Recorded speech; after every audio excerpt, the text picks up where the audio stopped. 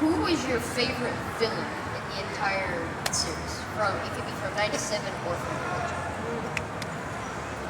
I love Goblin Queen. I love the Goblin Queen when she is still kind of a villain. I love her. Do you mean across the board, like Yeah. Joker? I would pick him. Oh, you mean Arcade? Right. I love Mr. Sinister. Sinister's pretty terrible. Sinister was fun. And he's the nicest guy. Yeah. Who's your favorite? Probably Magneto. But he's the hero in his mind. That's right, too. Oh, okay, great question. Thank you. Thank you. Hi. Oh, this is wonderful. Hey, what's your name? It's Alice. Alice. What you got, Alice? My question is, did you guys get to keep anything, like scripts or like cells or anything, after the original series was done? Yeah. I have scripts in a cell from Saban. Oh, Saban, yeah. Saban, yeah, Yeah. framed. And I have a jacket. I brought it with me. I didn't wear it, but I have my original Gambit jacket. I think Cal wears one. It's yellow. I have a blue one. Yeah. I had a yellow one, but I auctioned it off years ago. So yeah, I got some stuff. Yeah. I think we all have some of those. You know, this. I gotta say, this is so wonderful that because there was no internet, because of the way that just the lay of the land back in the early '90s, we really didn't know that the show was this popular. And here we are, all these years later, meeting all the people that it affected, who are all grown up. A lot of you say to me, "I watched this when I was a kid," and I'm like, "What? You must have been 3." But it's wonderful that this is, for us, that we're not doing this posthumously. Because I can tell you right now, my kids could care less.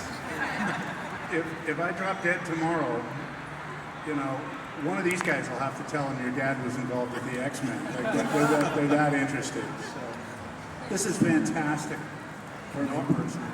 Norm Spencer would have loved this. Oh, we miss Norm. Yeah. So sorry he didn't live long enough to see all the accolations and people who loved his work. He would have loved it. Yeah. He would have loved being here. Absolutely. And great, this is a great round of applause for this cosplay. This is really nice. You're very welcome. Hi, what's your name? Harley, Hi, Harley. What would you like to ask? I would like to ask to Chris, was it very hard to change your voice from Gambit to Cable? Yes. Well, it wasn't hard, but it's different.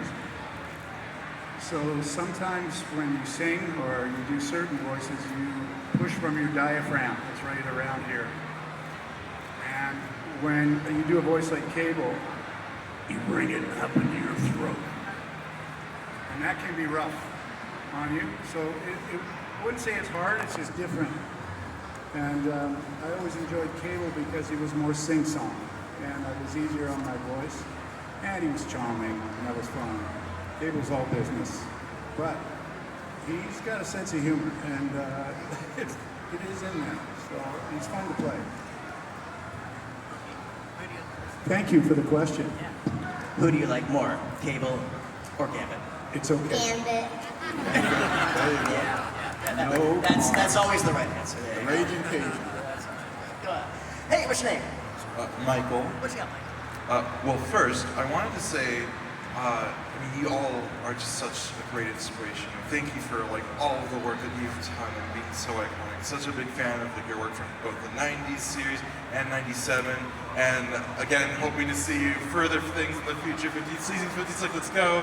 Christmas movie. Hopefully, Gene isn't doing the cooking. And Gambit with the beignets. Yes. Hopefully they get to actually have his Christmas dinner this time. But my question for all of you is, were there any cut storylines or cut characters that you guys couldn't do during the original '90s series that you wish could have happened, or maybe wanted to see in the future? So that's a Larry question. Yeah, I think there was only like maybe two or three premises that didn't make it past that stage. Pretty much when they wrote the stories, it was pretty much a collective between the story editor, which is Eric Newball, Sidney Iwanka, who was working for Fox, and myself. We would kind of all agree upon what would be a good story to go forth. And there's only a couple that didn't make it because it didn't meet the standards we were trying to get, of like something exciting and something that would be very visual. You know, it was too intellectual. It really wouldn't work. The one story that I wish we had gotten to, which we never did, was the original story of Krakow. You know, the living island that started the whole series. That was probably one story I wish we had gotten to. There you go, great question, thank you. We have just time for these last two questions, so come on up. Hi, what's your name? Angel. Angel, what do you have? So first I want to thank you for being such a phenomenon and big, huge part of my childhood and inspiring. Like, I like how it shows like more unity and how we deal with prejudice. Like, it was very, like, I resonate with the X-Men, so thank you so much for all of you. I appreciate that. A big question I have is, was it difficult and challenging from the original 90s series, now coming back to X-Men 97, to find your voices? Like, with such a period of time, was it like riding a bike, or was it like, it was hard? For me, it was really like riding a bicycle. Yeah, I just sort of closed my eyes and she was there. I realized Rome's not very far from me at any time, so it was a pleasure to be able to come back to her and give her life again, and realize, yeah, she's been inside waiting to come out. Yeah, thanks for that question. Yeah, I'd have to say the same thing. It was, you know, sometimes you doubt yourself.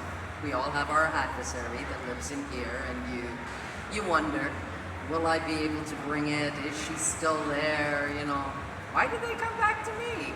And then you get into the studio and you see the script and you see the lines, and it's just, she lives, you know, she just came out of me and flew again, and it felt really, really good. So yeah, definitely bike time.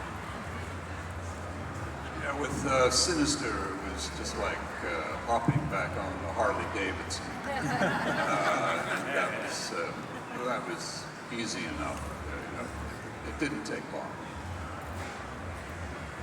Well, I mean, the animation I did before X-Men '97 was the Dragon Prince, and I have to find this like drag for that.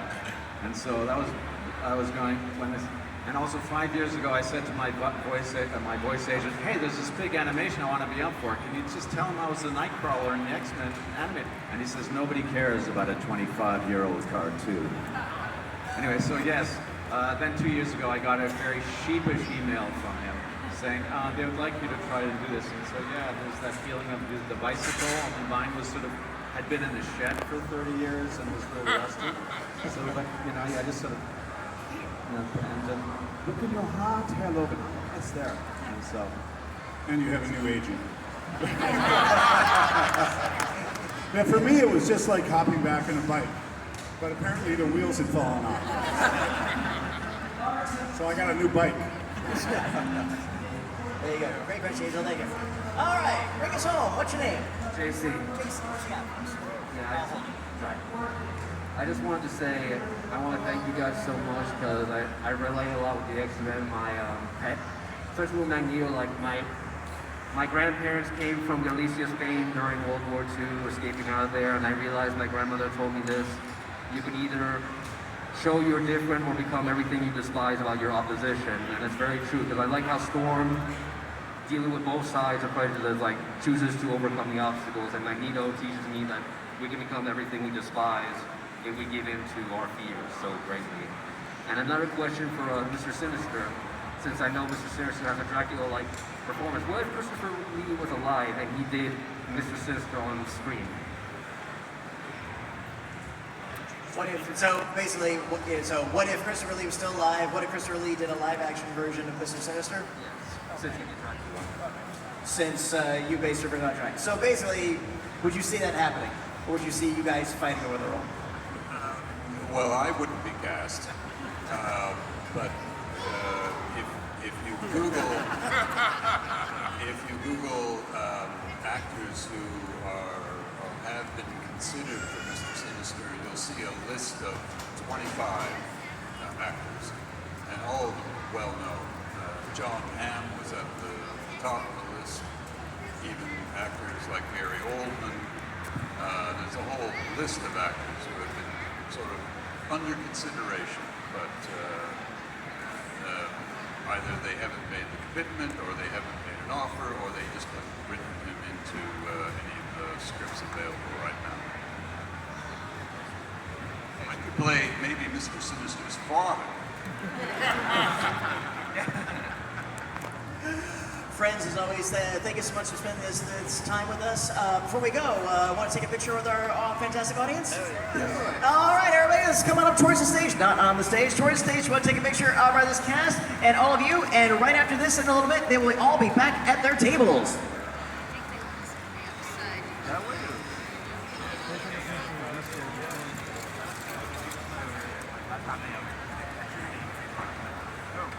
I like your Gambit cosplay. It's super cool.